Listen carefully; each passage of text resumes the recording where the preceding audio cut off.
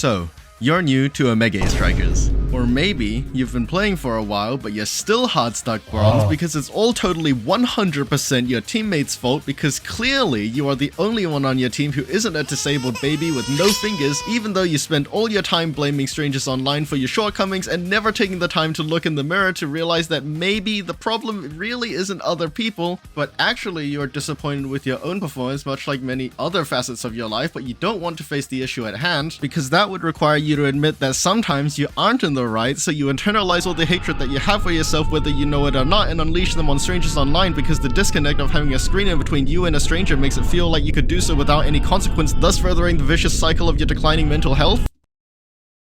Well, if either of these descriptions match you, I'm here to endow you with the knowledge that is super obvious once you realize it, but most new players don't recognize. So, who am I to give advice? Well, let me enlighten you. I've been playing since beta, and I'm a certified uber core kicker. That's right, peasants, I'm a bona fide beta cuck. Wait, alright, I'm gonna level with you. Most of these tips are actually fairly obvious once you think about it, but it is hard to do it in execution if you aren't actively thinking about it at first. But given time, it will become second nature. Even some higher ranked players can get caught up in the moment and forget about these sometimes. The following tips apply to all characters and matchups, and if you follow these, you will automatically become better than most people below gold. Now with all that useless fluff out of the way, let's hop into tip number 0? Tip number 0. For the love of God, change your controls to WASD over MOBA. I don't care if you're League of Legends faker or what, but in this game, you need to be able to move and aim constantly in different directions simultaneously. I die a little bit inside every single time I see someone load into the game and I can see them spin around smoothly because you know their left hand is too busy down in their pants to not score an own goal. Okay, tip number 1. Time your strikes. Manage your strike cooldown. In this game, it does not matter how many times you hit the core, nor how hard you hit the core. You can Kim Jong-un the ball, but it doesn't matter if somebody else so much as farts in the general direction after. Without going into specific matchups or strikers, you can apply this to just your basic strike, which some people seem to forget has a cooldown and button mashes it like they are having a seizure on their mouse. The most prominent application of this tip is when you and an opponent both approach the core at the same time. Wait for them to hit it first, and then hit it right after. They won't be able to return it because their strike will be on cooldown, and this is definitely something you don't want happening to you. Sometimes the ball is already heading in a favorable position. If it is, you don't even need to blow any of your cooldowns until necessary. Do not hit the core just because you can. Only do it when you should. Something Jurassic Park reference. In the lower ranks especially, where everybody is just face-rolling their keyboard the second the core comes into range and expecting the same from everybody else, sometimes the craziest play is just to not even touch the core at all. This tool is especially powerful when you are one-on-one with the enemy goalie. Often, the core is already heading into the goal, so they are forced to hit it. Be patient, follow the core up, but don't hit it, and checkmate. Tip number 2. Aim your shots and passes. By this, I mean always be aware of what is happening around you. Too many players simply hit the core forward or towards the goal without checking if it's actually a good idea. Often it just goes straight into the open arms of a waiting opponent. Take the extra quarter second to think about your options, but the main rule of thumb is to hit the ball away from the enemies. Make sure, wherever you are hitting the ball, that you are hitting in a way that prevents the opponents from taking possession of it. While you are in front of the goal, usually the best places to aim your shots are the corners of the goal where it's difficult for the goalie to hit it. It sounds obvious, but it can be hard to keep it in mind in the moment.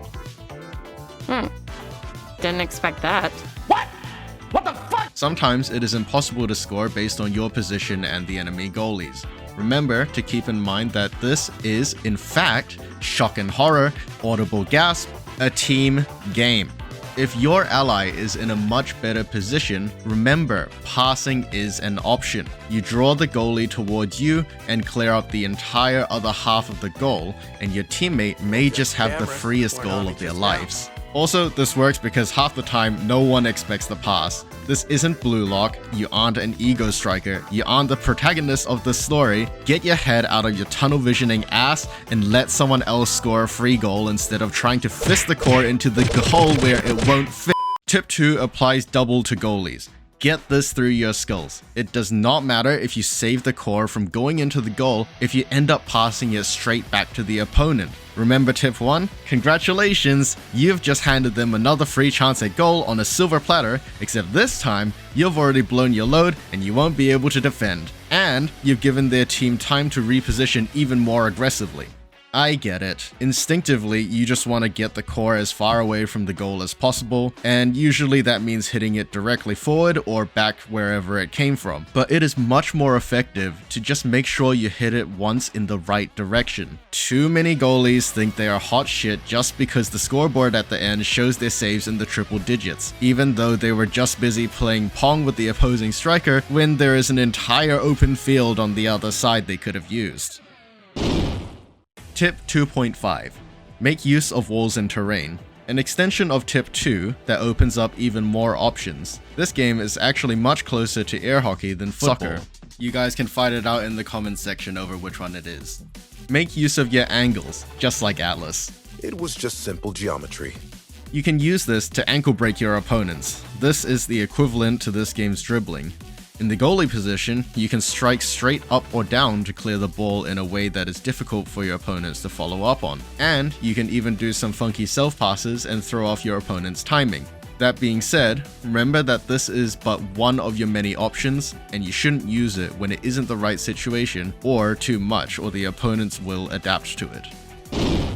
Tip number 3. Spread out and position properly. You'd think that most players would be good at spreading considering their mother's reputations according to strangers on the internet.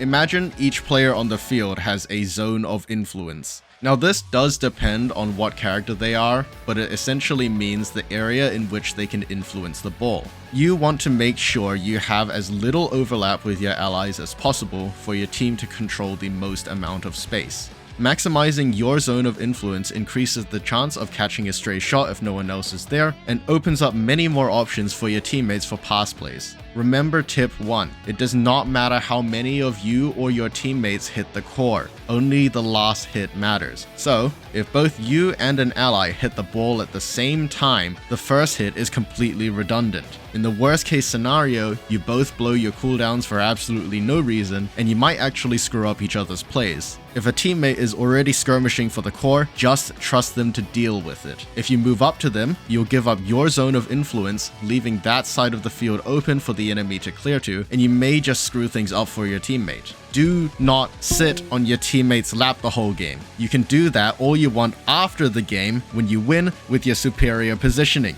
And make sure you kiss your homies passionately after every win to encourage good playmaking. Do not, and I cannot stress this enough, do not chase the ball. If the core is far away from you, chances are someone else will get to it first anyway, and it will be gone by the time you get there. You'll be caught out of position, and you may have even blown your movement cooldowns to get there. This is especially important if the core is heading to your goal. Sometimes you might not be in a good position to hit the core anyway, and often it is optimal to just let it past you and have your goalie handle it. The goalie will most likely have more options for passing to your teammates, and you can use that extra time not hitting the core to reposition for a cheeky pass. All that being said, you still need to be aware of where the enemies are positioned. It does not matter if you are as spread out as possible if the opponents are always there to intercept the core before you can get to it. So when setting up for pass plays, make sure you are positioning as far up as possible without any opponent's zones of influence intersecting the pass trajectory. And lastly, the most important tip of all, remember to have fun. This is just a game after all, and everyone is just here to enjoy themselves. Respect other players. Remember, there are real people too on the other side of the screen just trying to have fun. If you aren't having fun, you've already lost. Maybe it is time to reevaluate your life and try something new.